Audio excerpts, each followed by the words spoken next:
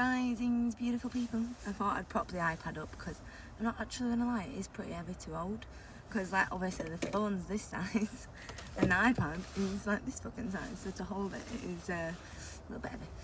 So I'm just connecting in this morning. I've had like 5 hours sleep, so we've been slightly recharged.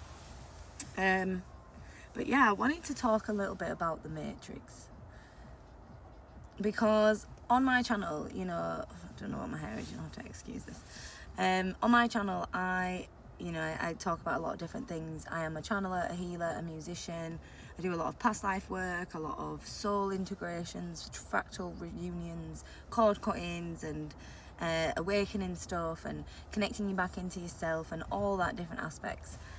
And I do a lot on grid work, timelines, you know, the perceptions of our reality, the dimensional planes. I do work a lot on that as well, but sometimes I struggle to word that into a TikTok because it's very deep shit and you don't really know how to put it into a human word on TikTok. So I'm going to attempt it, but if you don't understand a word I'm saying, I do apologise. I'm just going with this for the first time. So I was driving down yesterday and I started to realise that every kind of 30 yards or so, it's like we're rebuilding the video game. And it's like we can create the next steps in front of us depending on our frequency, as we know. But then it led me to question, you know, when we're co-creating realities, how much of an influence does, say, the person you're driving with or the persons in the cars around you, how much of an influence does that have on the co-created reality that you are creating in front of you? And also, it begs to question, like, how much did we physically choose to experience here on Earth, and how much do we choose to create whilst being here? And my spirit guides are here because my oh, excuse me. Oh, excuse me. Yeah, so I forgot where we're going now.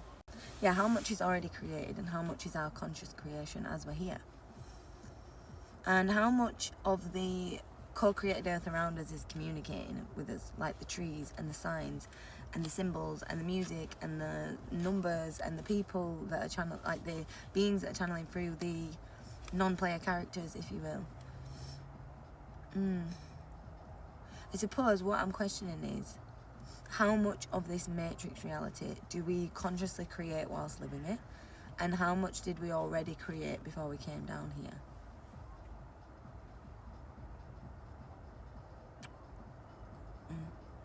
And when you're trying to create a different timeline and a different lifetime, or a different experience in this lifetime, is it as simple as just creating it in this conscious moment? Or then is it a case of going back up to the higher self and the oversoul and reflecting on what the pathway is, and whether it's obviously in the alignment and the timing, and whether you chose to experience that experience at this time, and whether you can consciously create it in your human life. So I hope that makes sense, because my brain is kind of rattling on that, but these are my thoughts. So I'm letting you into my crazy thoughts.